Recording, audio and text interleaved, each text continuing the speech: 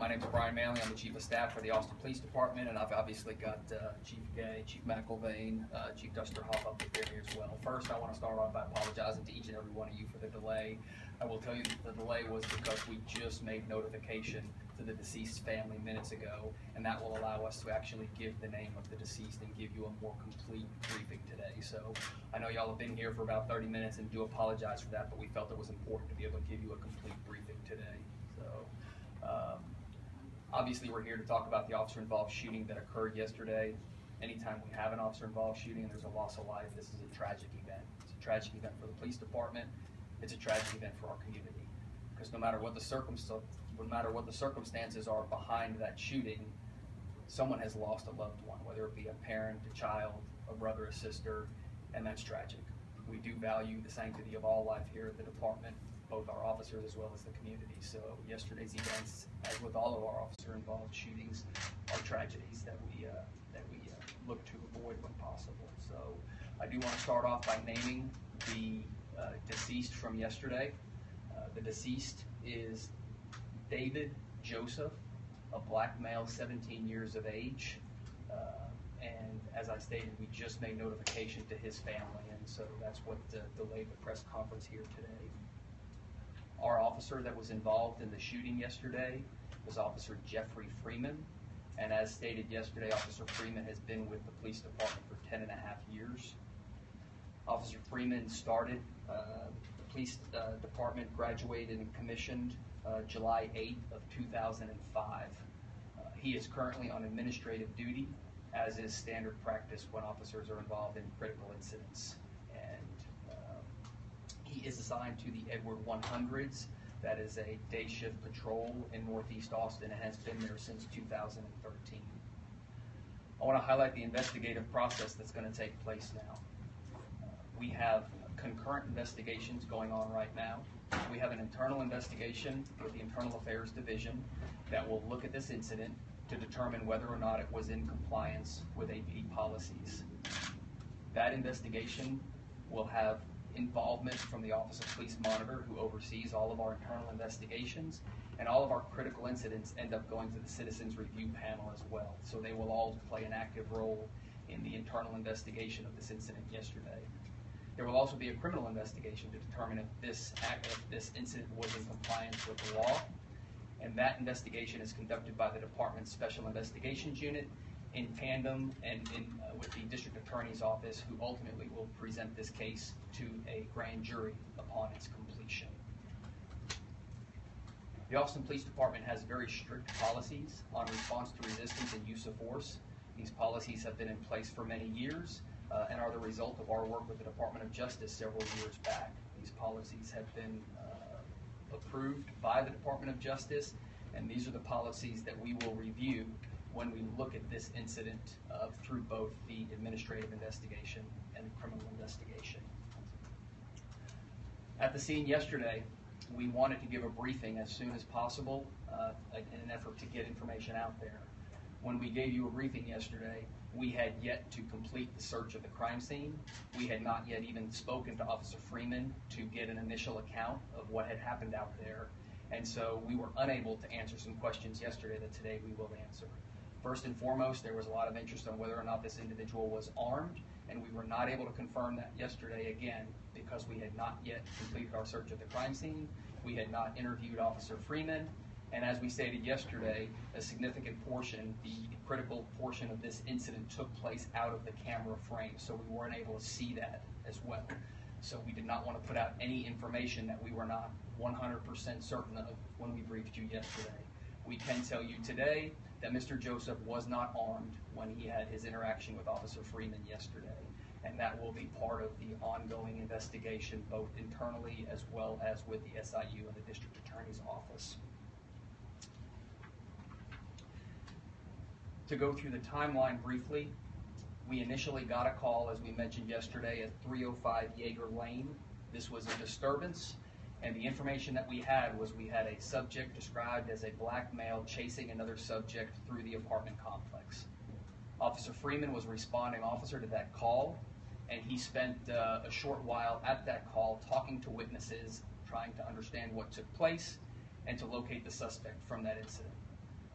He did not locate the suspect while he was at the apartment complex, and when he cleared the call, he stayed in the neighborhood in an attempt to potentially locate the suspect.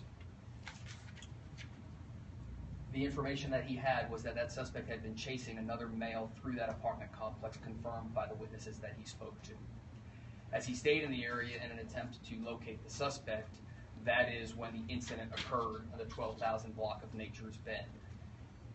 This is the part that was captured on the officer's in-car camera and will be a critical piece in the investigations, both internally and through the Special Investigations Unit and the District Attorney's Office. We've already kind of described to you yesterday about what happened when he came across Mr. Joseph, gave commands for Mr. Joseph to stop. Mr. Joseph ultimately charged towards Officer Freeman, and again, that's when shots were fired.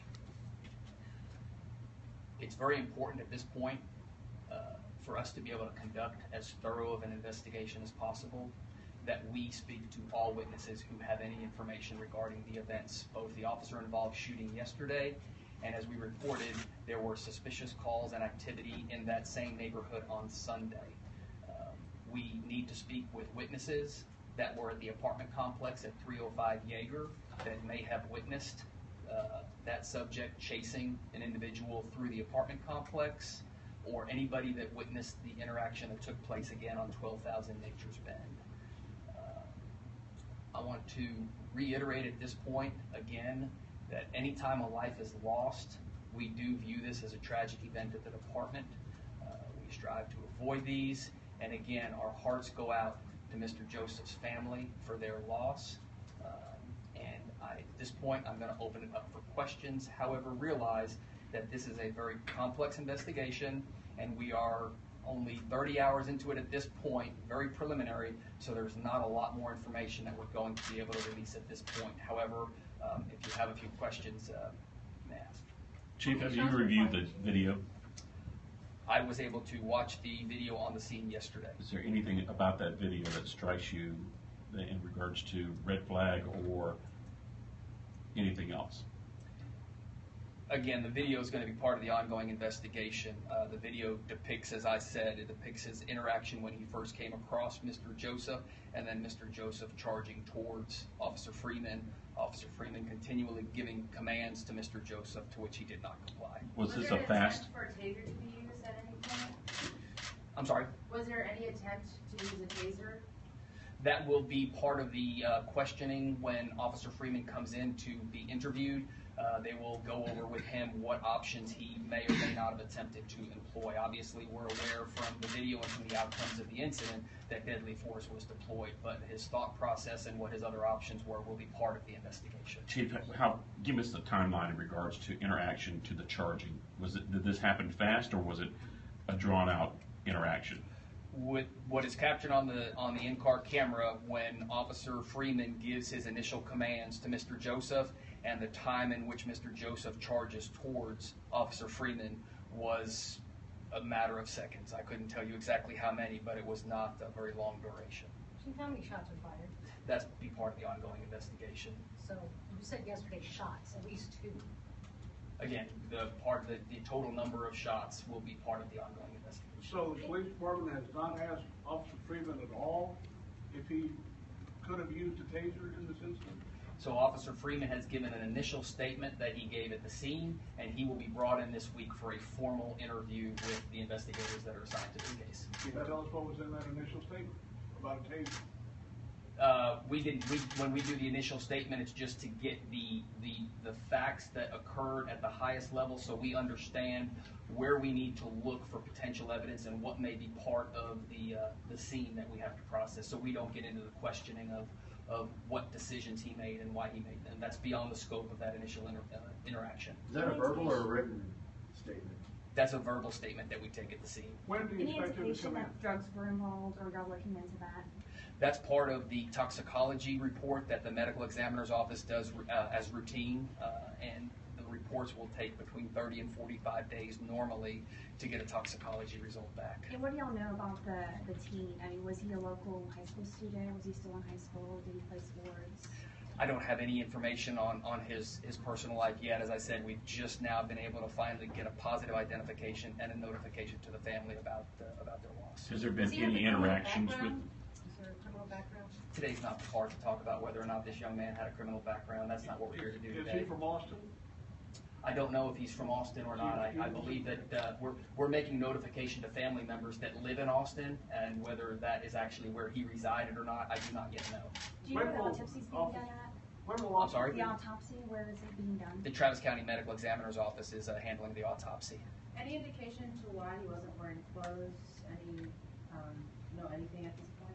No, we really don't have any way of knowing that at this point. Again, we're going to be conducting some pretty comprehensive investigations, and I don't know whether or not that will turn up the reasons for why Mr. Joseph was naked at the time he interacted with We'll her. take one more question. Are you aware of any, confirm- are you aware of any, history of mental illness?